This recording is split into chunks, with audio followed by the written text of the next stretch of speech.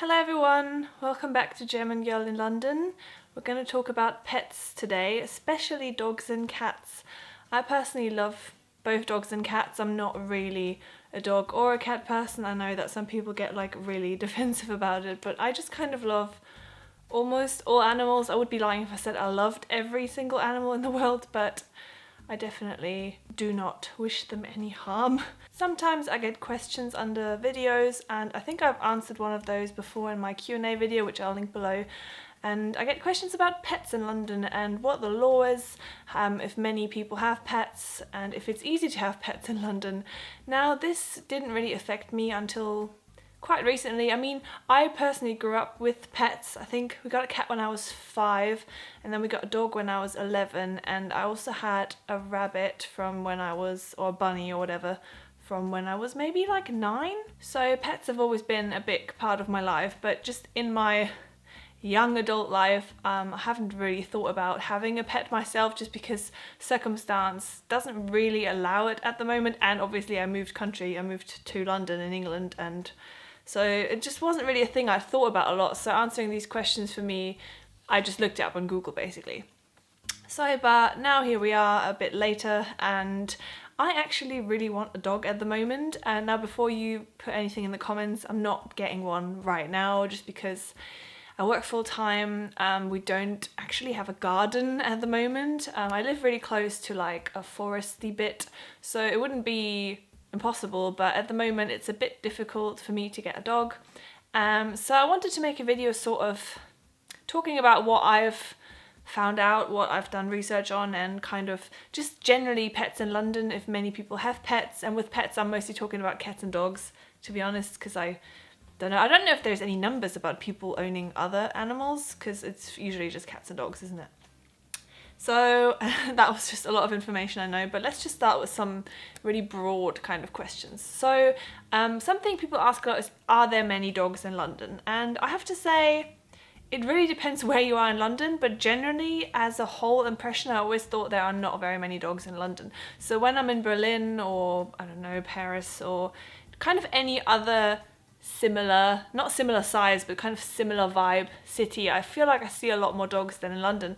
And I never really knew why that was, because, you know, London people are really trendy and dogs are quite trendy, so I didn't really know why this is. Now, I did know one aspect of it was that flats in the UK generally, I think, generally don't really like allowing pets. Now, I moved away from Germany in 2011, and I knew that in Germany, I think they're not allowed to forbid you to have like small animals. So your landlord can't say, oh, you're not allowed to have guinea pigs. You're always allowed to have them.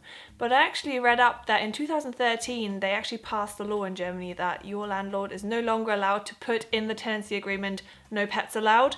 So they can't forbid you to have a dog or a cat, I think. And I read that the only way they can make you get rid of your dog or cat is if that dog or cat causes like disturbance in the neighborhood, so it barks all day, or if the cat was like to attack anyone.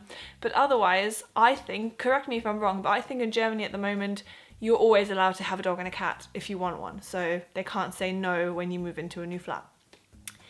Not here. In London, I don't think I've ever seen a tenancy agreement that did not specify no pets allowed. I said this before, but in a flat I lived in, it actually said no pets allowed, and then in brackets, not even goldfish. So they're really, really strict, and I think it's legal what they're doing. I think they are allowed to forbid you to have pets. So it's really, really difficult to find pet-friendly flats. And I know a lot of people, well, I say a lot, I know like 2 people who just illegally got cats, and then the landlord kind of just let them have them, but they didn't ask, they just get the cat. They just got the cat and hoped for the best. So that's something people do. And it's a shame, really. I mean, I kind of understand why landlords are a bit apprehensive about allowing pets. They often raise the security deposit really, really high, so that you pay like 3 or 4 times as much, just in case the dog does damage or the cat scratches anything.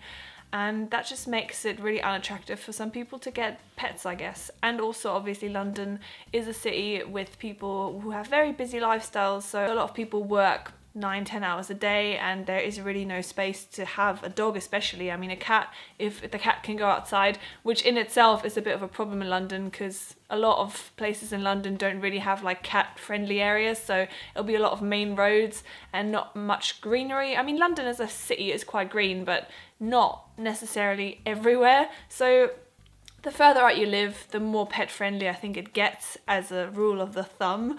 And yeah, I think though that it's getting better. I actually looked this up and I found this article by The Independent, and it says demand for dog-friendly flats in London soars, and this is a 2015 article, and it says a decade ago there were virtually no dog owners in London, according to a London lettings specialist.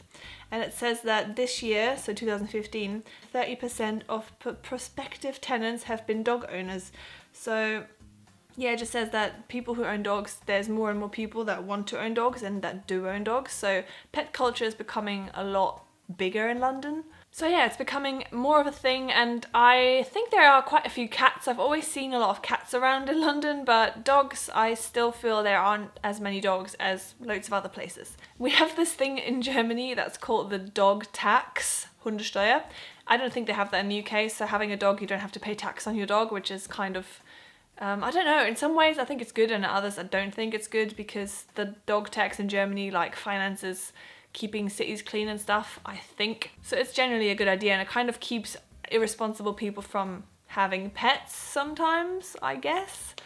And yeah, so for me personally, the thing is, in London, having a flat that's A, dog friendly, and B, has a garden, and C, is in a good area is very, very unattainable at the moment. So as much as I want a dog, making it work is really, really difficult. And I've known people who got pets illegally, but their landlord didn't kick them out. But then once they were ready to move somewhere else, they had a really, really difficult time, because obviously if you go to a viewing, they're always going to ask, do you have pets? And if you lie, that won't help you anything, because they will see that you have them. So if you say, yeah, I have pets, they'll 99% say, well, you can't have this flat then. So having pets is a bit of a nightmare if you are quite sure that you're going to move again soon. So if you have like a permanent flat where you think, oh, I want to live here for 10 years, then yeah, it might work. But otherwise, it is really difficult. So yeah, I don't really know what I'm going to do. I do want to move to a flat with a garden. Not this year, because I only moved into this flat in September, and I'm quite happy here, not going to lie. But maybe next year, next summer or something, I might have a look at moving to a slightly bigger, not necessarily that much bigger, but slightly bigger flat with a garden that's maybe in an even more residential area. I do live quite residentially already, and I have loads of cats in the neighbourhood, so that's great. And then hopefully I can have a little doggy. And yes, if I were to move back to Germany, I would take my dog with me, of course. It's not very far. I could make it work quite easily, I think. I'm not looking to get like a massive dog either. The reason why I don't want a cat is, I don't know, cats, I like cats again, but this might sound really weird, but cats are like a really long commitment, unless you get a bit of an older one, which, by the way, I am looking at getting rescue animals. I'm not looking to buy anything from a breeder. But still, I don't think I would get an old animal to start with, because it would be my first dog or my first cat. So I think I would want an adult one, but not necessarily an older one. So maybe for a cat, not older than 5 years, and for a dog, not older than like 3 years, which I know that narrows it down a bit, but I still think it's better to rescue a dog than to pay a breeder to make more dogs when there are so many in the shelter.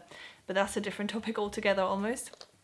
And yeah, cats just live a really long time. Like, that's a good thing, but we had cats that were like going on 30 in Germany, so I don't know if I'm quite ready for that kind of commitment, where I know most dogs probably, well, at the size that I want them, I think most of them would be considered really old if they made it to like 12, 13. So that sounds really morbid now, but that's just kind of my thinking.